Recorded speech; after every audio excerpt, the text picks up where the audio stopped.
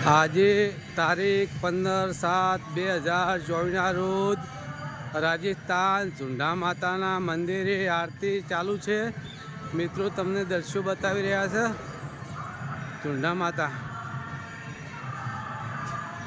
આરતી સમય પહોંચી ગયા છે। સમય 7 વાગ્યાના ટાઈમે।